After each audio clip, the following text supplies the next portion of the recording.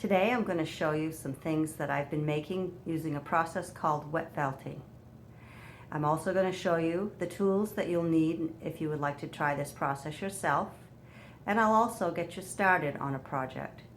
In later videos I'll show you how to continue the process right through to the end. These are some wet felting projects that I've completed. These are pussy willows. This is a wall hanging, and this is a tree. And this is also wet felted. This project here, this is another wall hanging. And this is a combination of wet felting and needle felting. I wet felted the background and then I added my design on top of the background. And I'll show you how to do that later too. That was a lot of fun. And this was a very fun project. This was started as a wet felting project. I did the background, the blue sky, and the greenery for the grass. And then on top of that, I needle felted my Snoopy and his doghouse, and some little saying up above.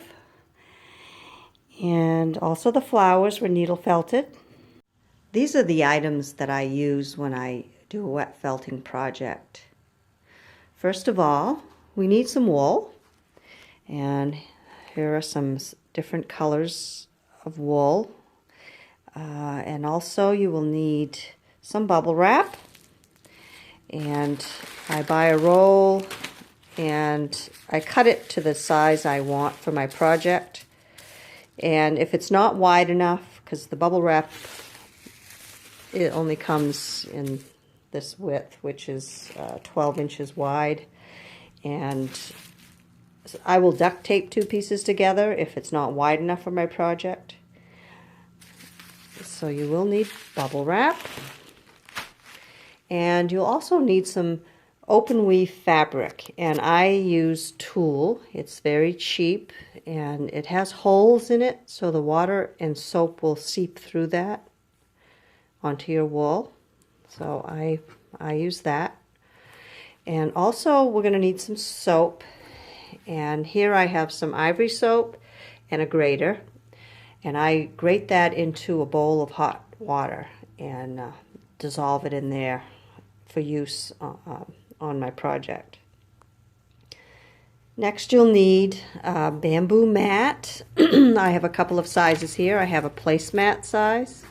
And I also have a window blind that I cut the ends off and sealed up the ends with duct tape. So that's my larger projects. A pool noodle is handy, not necessary, but handy to roll everything up in. You can skip that altogether, but I find it makes the rolling process easier. So I've cut a pool noodle up into a couple different sizes, depending on the size project I'm working on. And this is optional also, is a non-skid mat, like a drawer liner, to put on your table to keep things from wiggling around too much when you're into the process where you're rolling your wool inside the bamboo mat and pool noodle. These ties are just nylon stockings, excuse me. And I just cut the legs off some pantyhose, and they're stretchy and they tie easy and untie easy, and that works well. And also an optional item is a rolling pin to finish your project off at the end, just to smooth things out, and a steam iron. Not necessary, but I like to use them at the end of my project. Now it's time to start laying out the fiber. I've placed my bubble wrap on the table with the bubble sides up. The smooth section is down against the table. I'm going to take some fiber.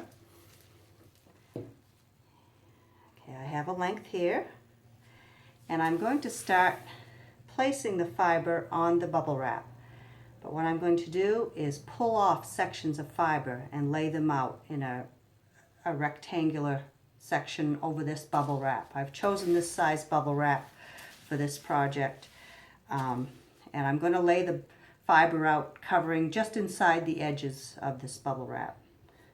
So first I'm going to grip the fiber like this, and I'm going to tug on it.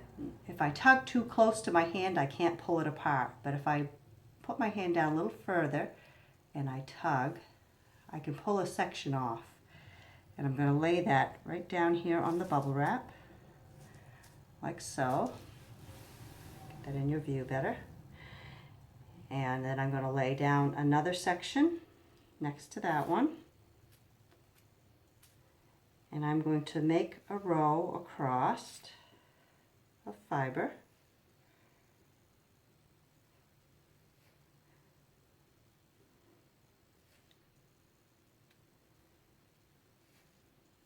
Just like that. Maybe one more piece here. Okay.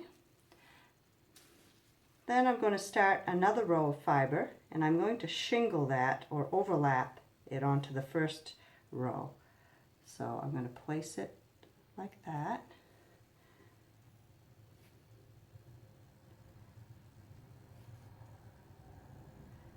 And go the entire row, just overlapping the first row.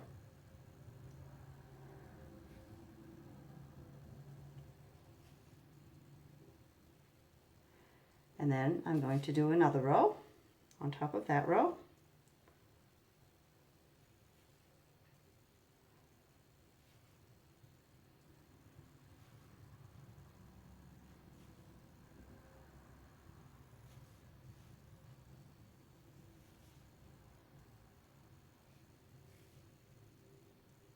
Okay, now I have 3 rows. I'm going to continue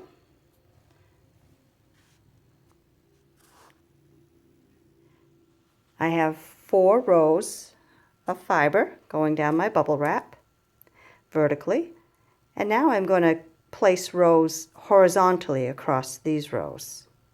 So to start that, I'm going to turn my bubble wrap this way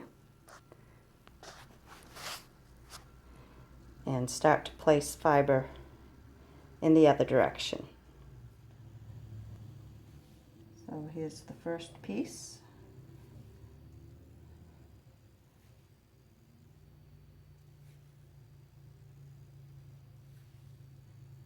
I'm going to lay this across the entire length.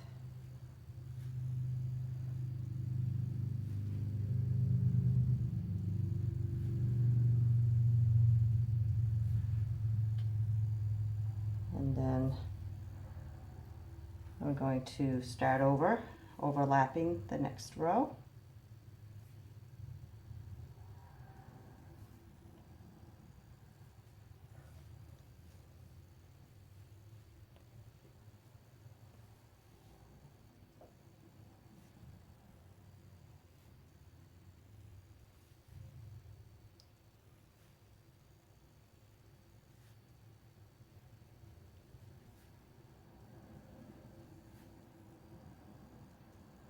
And my final row.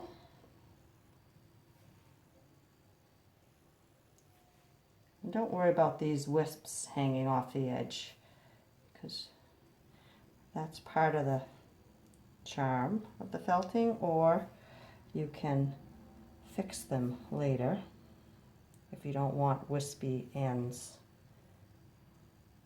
on your piece.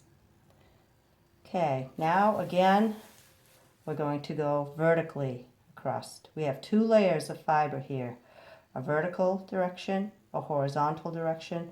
Now we're going to go vertical again. And we're going to do this at least 4 times, but I like to do 5 or 6, sometimes more, depending on how thick you want your project to end up. Just keep in mind that your project is actually going to be a lot thinner than what it looks like when you get done laying out the fiber. Once you add that hot water and soap, you are going to, this is going to shrink down. It's not going to be as big as it is right here, and it's going to be thinner. So lay that that out.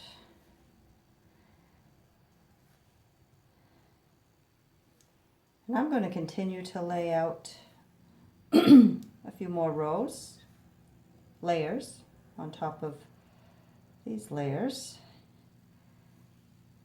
and we'll come back.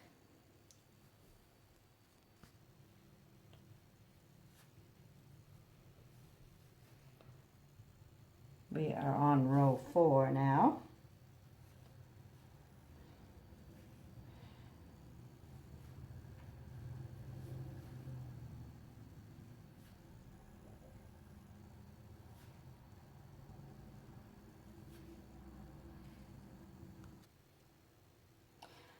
This is row, goodness, 5. Right here, we're just finishing up.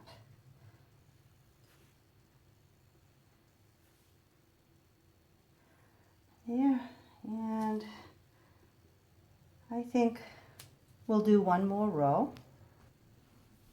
Okay, this is 6 rows of fiber. It's quite lofty and thick. What I'm going to do now at this point is cover it with some tulle. You can use anything that has an open weave that water is going to be able to get through easily. I like tulle, and it's very cheap to buy. And I've bought it and cut it into different sections, different sizes, depending on the size project that I'm working on. Okay. At this point, I could leave this and finish it the next day or some other time because the tulle is protecting it. You could even lay something heavy on it to keep it from coming off, but your fibers aren't going to get blown away by a breeze now with this covering it. And you're also going to use this in the next part of the process. This is going to stay right on top of your project. So in my next video, I'm going to show you the rest of the process. So I'll see you then.